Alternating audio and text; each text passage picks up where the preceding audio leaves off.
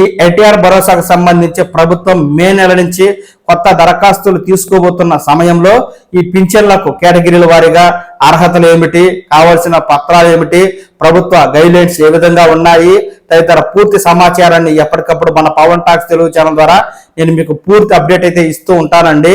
ఈ అప్డేట్ మీరు ఎప్పటికప్పుడు ఈ ఛానల్ ద్వారా చూసి తెలుసుకుంటూ ఉండడం కోసం ఈ ఛానల్ని లైక్ చేసి సబ్స్క్రైబ్ చేసుకోండి. ఎన్టీఆర్ భరోసా పెన్షన్ పథకం ద్వారా అర్హులైన లబ్ధిదారుల నుంచి దరఖాస్తులు తీసుకునే విషయమై ప్రభుత్వం కీలక ప్రకటన అయితే జారీ చేసింది. అయితే ప్రభుత్వ ప్రకటన మేరకు అర్హులైన వారందరి దగ్గర నుంచి అంటే కేటగిరీల వారీగా అర్హులు ఉంటారు. వితంతు పింఛన్లు, వృద్ధాప్య పింఛన్లు, దివ్యాంగ పింఛన్లు, అలాగే దీర్ఘకాలిక వ్యాధులు డిఎంహెచ్ఓ పింఛన్లు ఉంటాయి. ఈ పింఛన్లకు సంబంధించి ఇప్పుడిప్పుడు దరఖాస్తులు తీసుకుంటారు అనే విషయంపై ప్రభుత్వం తాజాగా స్పష్టతనైతే ఇచ్చింది. మనకు ప్రస్తుతం రేషన్ కార్డులకు సంబంధించి స్ప్లిటప్ ఆప్షన్ అయితే ఇచ్చింది, కానీ మార్పులు చేర్పులకు కానీ కొత్త రేషన్ కార్డుకు దరఖాస్తు కానీ ఇవ్వలేదు. అంటే ఒక్కో సెక్షన్ని ఒక్కోసారి దరఖాస్తులు తీసుకుని వాటిని పరిష్కరించి తరువాత మరో సెక్షన్కి దరఖాస్తులు తీసుకునే విధంగా ప్రభుత్వం ముందుకెళ్తుంది. అందులో భాగంగానే ఈ పింఛన్లకు కూడా ఒక్కో కేటగిరీకి సంబంధించి ఒక్కోసారి దరఖాస్తులు తీసుకుని వాటిని పరిశీలించి వాటిని మంజూరు చేసి ఆ తర్వాత మరో సెక్షన్కి సంబంధించిన దరఖాస్తులు తీసుకోవాలని ప్రభుత్వ ఆలోచనగా ఉన్నట్టు మనకు తెలుస్తోంది.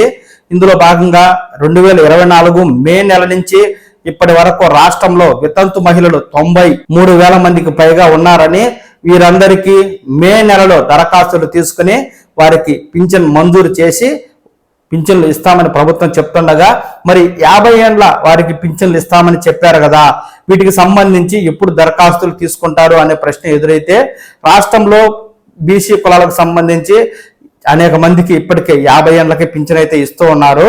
మరి కొన్ని కులాల వారికి ఎస్సీ ఎస్టీలు అలాగే మైనార్టీలు ముస్లింల వారికి 50 ఏళ్లకి పింఛన్ ఇచ్చే పథకాన్ని అమలు చేయాల్సి ఉండగా దాదాపు 5 లక్షల మంది వరకు అర్హులు ఉంటారని ప్రభుత్వం అంచనా అయితే వేసింది.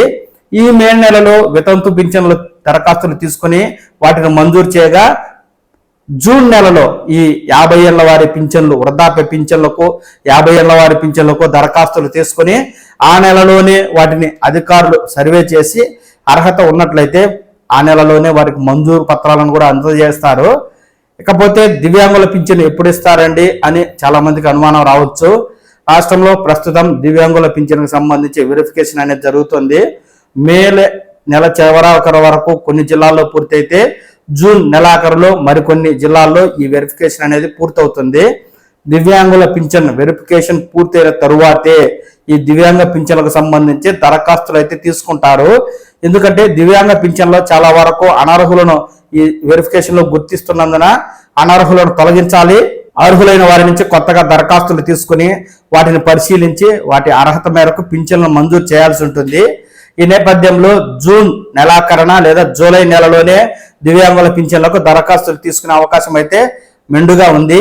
మే నెలలో వితంతువుల పింఛన్లకు దరఖాస్తులు, జూన్ నెలలో 50 ఏళ్ల వారు మరియు 60 ఏళ్ల వృద్ధాప్య పింఛన్లకు అర్హులైన వారి నుంచి దరఖాస్తులు, జూలై నెలలో ఈ దివ్యాంగ పింఛన్లు, దీర్ఘకాలిక వ్యాధులు డిఎంహెచ్ఓ పింఛన్లకు దరఖాస్తులు తీసుకుని ఒక్కో కేటగిరీ వారీగా ఒక్కో నెలలో పింఛన్లకు దరఖాస్తులు తీసుకుని వాటిని పరిశీలించి పింఛన్లు మంజూరు చేసే విధంగా ప్రభుత్వ ఆలోచన ఉన్నట్టుగా తెలుస్తోంది.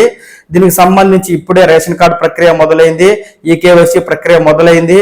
ఈ నేపథ్యంలో ఆ ప్రక్రియనే ఈ పింఛన్లకు సంబంధించి విడతల వారీగా కేటగిరీల వారీగా పింఛన్ల మంజూరుకి అయితే ప్రభుత్వం చర్యలు తీసుకోబోతా ఉంది. ఇందులో భాగంగా ఎవరైతే భర్త చనిపోయిన మహిళ ముందుగా భర్త డెత్ సర్టిఫికేట్ కలిగి ఉండాలి, ఆ మహిళ ఆధార్ కార్డు ఉండాలి, ఆ మహిళకు రేషన్ కార్డు ఉండాలి. ఈ 3 గుర్తింపు పత్రాలు ఉన్నట్లయితే మే నెలలో వితంతు పింఛన్కు దరఖాస్తు చేసుకుంటే అధికారులు ఆ నెలలోనే పరిశీలించి వారికైతే పింఛను మంజూరు చేస్తారు. ఇక 50 ఏళ్లకు సంబంధించి అలాగే వృద్ధాప్య పింఛన్లకు సంబంధించి వృద్ధులైన వారికి తప్పనిసరిగా ఆధార్ కార్డు రేషన్ కార్డు ఉండాలి.